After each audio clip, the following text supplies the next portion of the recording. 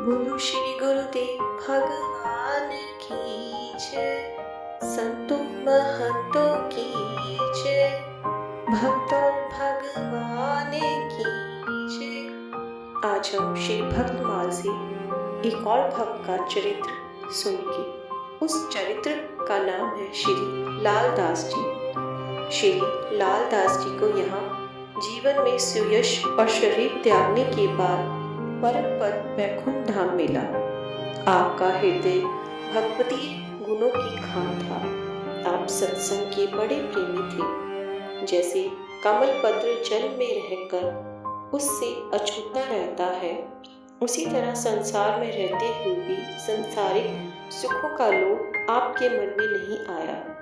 बघेरी गांव में श्री भागवत की कथा को सुनकर श्री परीक्षित की तरह आपने भी अपने शरीर को छोड़ा।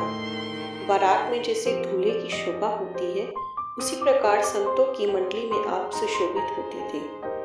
अपने गुरुदेव की प्रताप से गुरु आश्रम हरिंशापुर में रहकर सच्ची भगवत भक्ति आपने ग्रहण की। इस प्रकार आपका जीवन और शरीर दोनों धन्य रहे। श्री लालदास जी बड़े ही उच्च कोटि के वैष्णव संत थे। एक वणिक आपका सेवक था, उसके हृदय में भी भक्ति थी।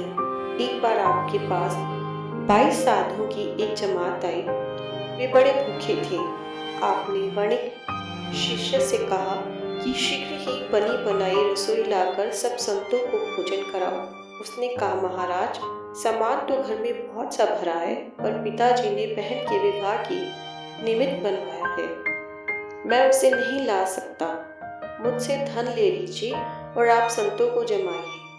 आपने कहा, नहीं, तुम घर जाओ, तुम्हारे पिता इस समय घर पर नहीं है, वे किसी काम से दूसरे गांव को गए हैं। संतों को जिमाने में सामान घटेगा नहीं, जितना लाओगे उतना ही बढ़ जाएगा।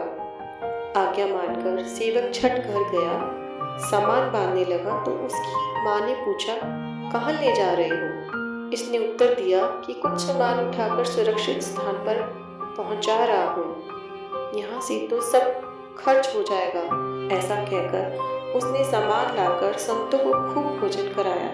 संतों ने प्रसन्न होकर आशीर्वाद दिया।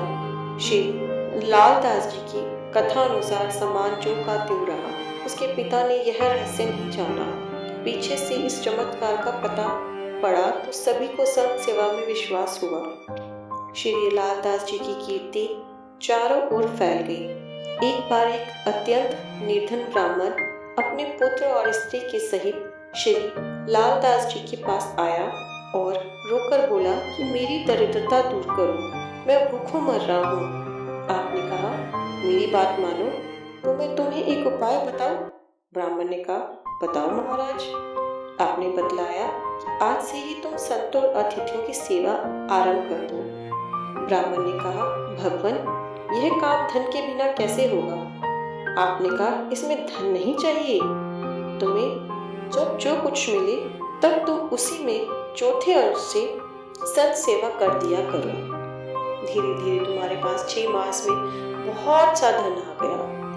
संत के वचन में विश्वास करके भी वह भिक्षा के द्वारा संत सेवा करने लगा कि कालांतर में संत सेवा प्रताप से वह धनी मानी हो गया।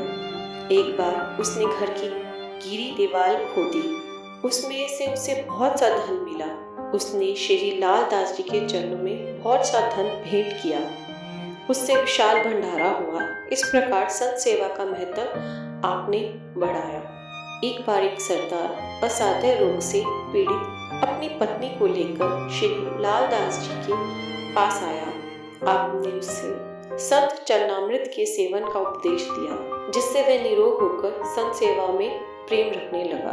आप भक्तों ने सुना किस प्रकार श्री लालदास जी ने संत सेवा की महत्ता बताई है। आप संतों को भोजन कराइए, भंडारे कराइए। आपके भंडारों में भरती ही है, घटती नहीं है। किसी भी सामान की कभी कोई कमी नहीं आती। इसका संक्षेप में श्री लालदास जी ने हमें बताया है। आप भी अपने कमाई का कुछ अंश संत सेवा और दान में लगाइए, जिससे आपकी कमाई में बरकत हो। और आपने इसका एक उदाहरण अभी श्री लालदास जी के चरित्र में सुना ही। ये भक्त हमें बार बार संदेश देते हैं कि इस प्रकार संत सेवा, भगवत सेवा से हमारे भंडारे भरे रहते हैं। आप भक्तों से नम्र निवेदन है कि इसी प्रकार श्री भक्तमाल के भक्तों का चरित्र सुनने के लिए इस चैनल को सब्सक्राइब करें, लाइक करें और जन जन तक पहुंचाएं। आप सबका अति अति आभार।